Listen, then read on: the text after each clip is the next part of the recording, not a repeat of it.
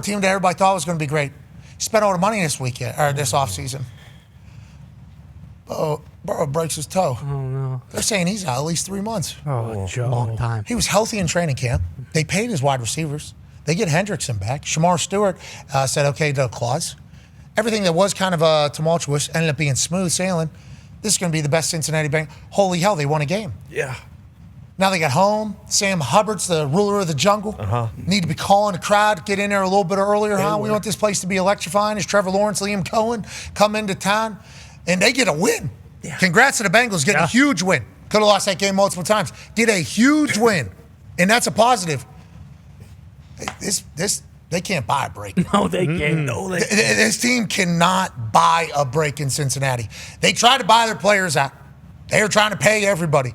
They're trying to run a new business. We're going to sell the rights to the stadium, and we're going to build an indoor facility. They're trying, I think, to become a team that is, kind of showing respect to the football gods. Like, hey, we understand the power of having an NFL team and the responsibility of having a team in our city of Cincinnati. We want to do right. They were doing it. It seems like they were doing it all. They had everybody. And then, boom, week 2, Joe Burrow was 7 of 13 for 76 yards and a tud. Okay, let's assume that just continues. Yeah, sure. And he just has a great game in front of Sam Hubbard, the ruler of the jungle. Yeah. And he gets standard tackle here by Eric Armstead. Bang, toe, out, 3 months. That sucks for the Bengals, but that's a huge storyline for the AFC going forward. Yeah, it is, and it does. It sucks so bad. They were doing everything, Pat. You said it. They paid everyone who we said you can't pay all those guys and keep them. They won the first 2 weeks of the year. They never win the first 2 weeks ever. And then this happens to Joe Burrow, and I saw this edit last night, and I did not like it. It was Joe Burrow, and it flashed to Andrew Luck, and then it was Joe Burrow, and then it flashed to Andrew Luck. Number one Joe pick. Burrow. It kept going. It was intense. It was like, oh no, these guys, they started their career with all these injuries. They're this incredibly talented, but they were behind potentially an O-line that isn't going to protect them. And we have these stats from Schefter that he then put out this morning, and those don't look good either. I'm just hoping Joe comes back healthy and it's not a similar situation to Andrew where he's just taking all these hits because he is unbelievable. He's great for the league, and this sucks for Cincinnati, and hopefully Browning, can lead them to the promised land as well. We remember whenever he got into the league, it felt as if he was trying to be on a jacked up segment. Yes. With him being the one getting jacked up every game. Yeah. And then he came out and spoke. He was like, I like getting hit. I feel like I'm in a football game then. Whereas one time against Philadelphia Eagles, we actually saw his body move and his helmet and head stayed in one spot. Oh, yeah. And then he got slingshotted into the ground. He leaves game. Then he comes back, I think leads him to overtime in this entire thing. His durability and his toughness is always something that's talked about. But anytime a quarterback's toughness in the NFL is talked about,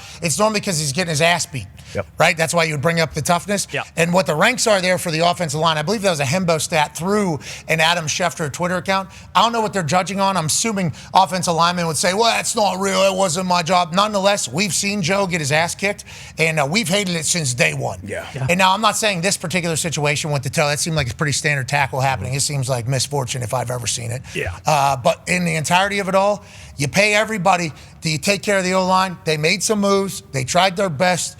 But it's like this might be an entire career of this, which we don't hope or wish upon anybody. Godspeed, Joe. Yeah. Godspeed, Joe.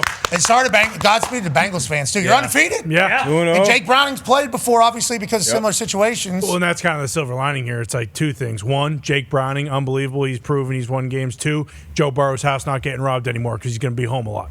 Yeah. Oh. Okay. Jeez. Good silver lining. I think he'll still be with the team, Well, I don't know. I mean, I think he should kind of stay home, man. I didn't like that those people robbed his house. Me neither. That was messed up. Did you hear about who it was? No, who was it? Do a little research. Pretty scary stuff. The story of the day, obviously, Joe Burrow has a turf toe injury that will require surgery. He will be sidelined for a minimum of 3 months. Typically, this is a 12 to 14-week recovery period from an injury like that. That would mean that if it was best case, the soonest he could be ready, as much as he might push, would be December 15th, and it very well could be into the new year before he's ready again. Let's see if the Bengals and Jake Browning, their new quarterback, can keep them afloat until then. But Joe Burrow went down yesterday. You knew it had to be serious. He's going to have surgery as soon as the swelling in that toe goes down, and he's going to be sidelined for a minimum of 3 months. The Bengals already have been calling around to add another quarterback. That's from a depth standpoint. But the fact of the matter is Jake Browning will be the guy. He is expected to be the guy.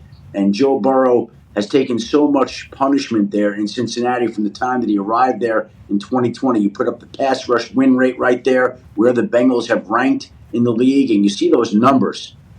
That is rough for a quarterback to absorb all those hits, all those years. And you wonder what type of cumulative effect it will have on Joe Burrow physically and mentally moving forward. Hashtag I don't want to overreact, but as a Bengals fan, the season is over. I would seriously look into trading Joe Burrow this offseason.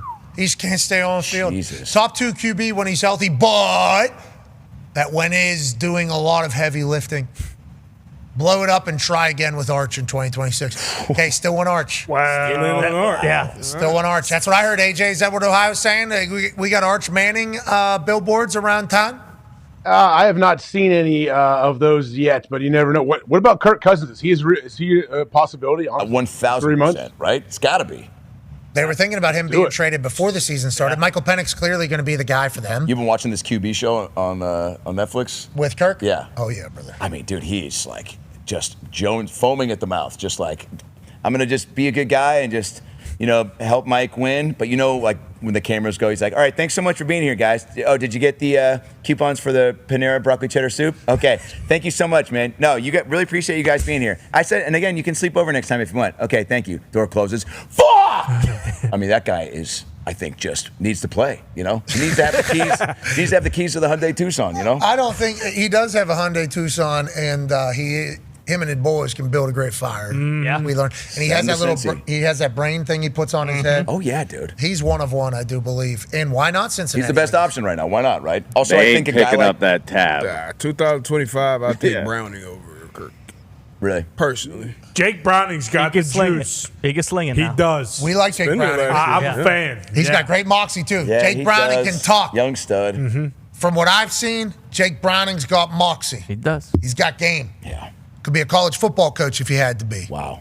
Guy can play. He can.